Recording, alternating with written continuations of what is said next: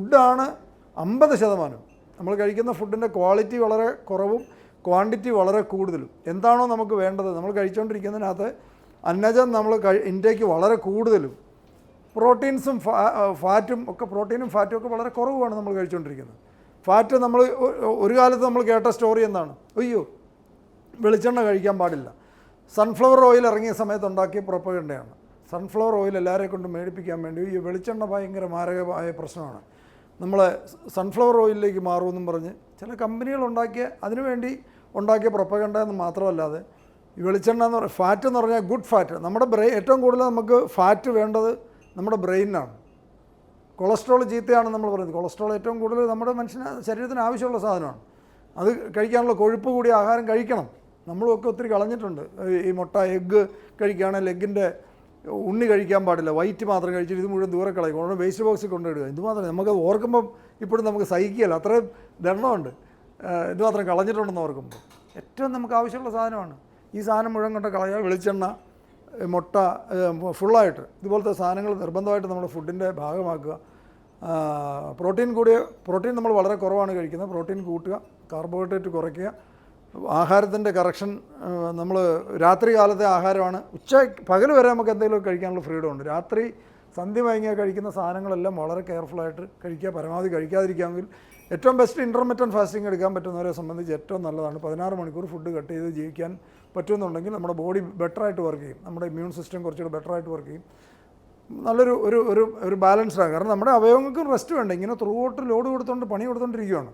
നമ്മളൊന്ന് റെസ്റ്റ് കൊടുക്കാമെന്നുണ്ടെങ്കിൽ ഫുഡിൻ്റെ ക്വാണ്ടിറ്റി കുറയ്ക്കുകയും ക്വാളിറ്റി കൂട്ടുകയും ചെയ്യുകയാണെന്നുണ്ടെങ്കിൽ ഒരുമാതിരിപ്പെട്ട പല കാര്യങ്ങളും തന്നെ സെറ്റിലാകുന്ന കാണാൻ പറ്റും.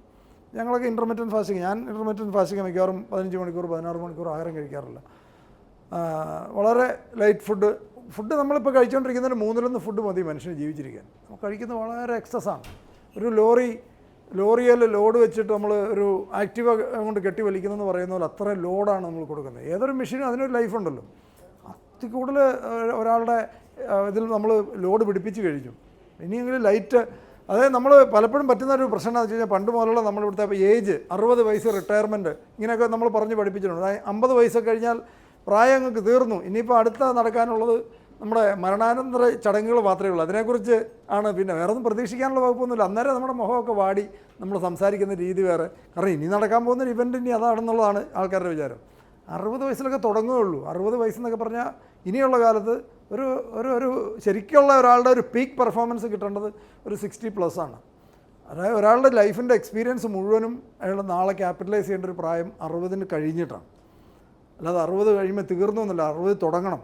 അതായിരിക്കണം ആറ്റിറ്റ്യൂഡ്. നമ്മുടെ എക്സ്പീരിയൻസ് മുഴുവൻ, നമ്മൾ ഇത്രയും കാലത്തെ അപ്സും ഡൗൺസും ഇതെല്ലാം കഴിഞ്ഞ് നമ്മൾ ഉണ്ടാക്കിയെടുത്തിരിക്കുന്ന ഒരു എക്സ്പീരിയൻസ് നമ്മൾക്ക് ക്യാഷാക്കി മാറ്റണമെങ്കിൽ, എക്സ്പീരിയൻസും നമ്മുടെ കോൺടാക്റ്റും ബന്ധങ്ങളും അതൊക്കെയാണ് അസറ്റ്. അത് നാളെ കാശാക്കി മാറ്റേണ്ട പ്രായം 60 കഴിയുമ്പോഴാണ്. കാരണം പ്രൊവൈഡർ നമ്മൾ ഹെൽത്ത് മെയിൻറ്റെയിൻ ചെയ്യുന്ന ആളായിരിക്കണം, ഹെൽത്ത് സീരിയസ് ആയ ഒരാളായിരിക്കണം. കണ്ണി കണ്ട ചപ്പും ചവറെല്ലാം തിന്നുകയും നാട്ടിലെല്ലാവരും കൂടുന്ന എല്ലാ പരിപാടിക്കും പോയി അവർ തരുന്ന എനിക്ക് അത്ഭുതം തോന്നാറുള്ളൊരു കാര്യം, നമ്മൾ എത്ര ഡോൺ കെയർ ആയിട്ട് എത്ര ഒരു നിസ്സാര സാധനങ്ങൾ മെയിൻറ്റെയിൻ ചെയ്യുന്നതിൻ്റെ പോലും ഒരു ഉത്തരവാദിത്വം നമ്മുടെ ഈ സാധനത്തിന് കൊടുക്കുന്ന ഒരു ഫുഡിനെക്കുറിച്ചോ അതിൻ്റെ ക്വാളിറ്റിയെക്കുറിച്ചോ എത്ര പേര് നോക്കുന്നുണ്ട്? ഒരു കാറോ ഒരു 2 വീലറോ മെയിൻറ്റെയിൻ ചെയ്യാൻ എന്തുമാത്രം ആൾക്കാർ എത്ര കൃത്യമായിട്ട് ഉത്തരവാദിത്തത്തോടെ നോക്കുന്നു, എത്ര കൃത്യമായിട്ട് സർവീസ് ചെയ്യുന്നു. അതിലൊരു പെട്രോൾ നമ്മൾ മോശമുള്ള ഒഴിക്കുമോ? നമ്മുടെ വീടിനടുത്തുള്ള പമ്പിലെ പെട്രോളോ ഡീസലോ മോശമാണെങ്കിൽ നമ്മളവിടെ അടിക്കുമോ? അടിക്കുകയില്ല. ഈ വണ്ടി ഓടിക്കുന്ന ആൾ എന്തെങ്കിലും ഉത്തരവാദിത്തം അദ്ദേഹം കഴിക്കുന്ന ഒരു ആഹാരത്തിന് ഈ പ്രാധാന്യം കൊടുക്കുന്നുണ്ടോ?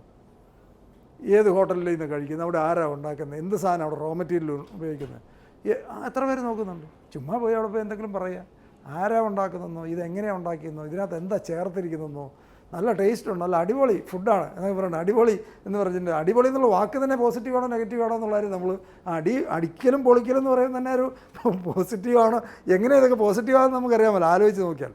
അപ്പോൾ മൊത്തം ഒരുമാതിരി അടിപൊളി എന്നുള്ള ലെവലിലല്ലാതെ നമ്മൾ ലൈഫിനെ അതായത് നമ്മളെപ്പോഴും വേണ്ടത്, ഞാനെപ്പോഴും വിശ്വസിക്കുന്നത് നമുക്ക് ഏറ്റവും അത്യാവശ്യമായിട്ട് വേണ്ട ഒരു ക്വാളിറ്റി വിധേയത്വമാണ്, അല്ലേ? വിധേയത്വം, ലോയൽറ്റി ആരോടെങ്കിലുമൊക്കെ. അതിനകത്ത് ഏറ്റവും കൂടുതൽ വേണ്ടത് ആരെയാണ്? നമുക്ക് ഈ ഒരു സൃഷ്ടി, നമ്മളിവിടെ ഈ ഒരു ലോകത്ത് ജീവിച്ച് പോകാനൊരു അവസരം തന്ന് എന്തെങ്കിലും ശക്തിയുണ്ടല്ലോ, നമ്മുടെ പേരൻസ് അല്ലെങ്കിൽ നമ്മുടെ ഒരു പ്രപഞ്ചമെന്നോ ദൈവമെന്നോ ഒക്കെ ഓരോരുത്തർ ഓരോ രീതി വിളിക്കുന്നു. നമ്മൾ അവരോട് നമുക്ക് നന്ദിയും സ്നേഹവും കടപ്പാടും ഉള്ള ഒരാൾക്ക് ഒരിക്കലും അവനവൻ്റെ ശരീരവും അവനവൻ്റെ അവയവം നശിപ്പിക്കാൻ പറ്റില്ല. റെസ്പോൺസിബിളായിട്ട് നമുക്ക് ഇരിക്കാൻ പറ്റും.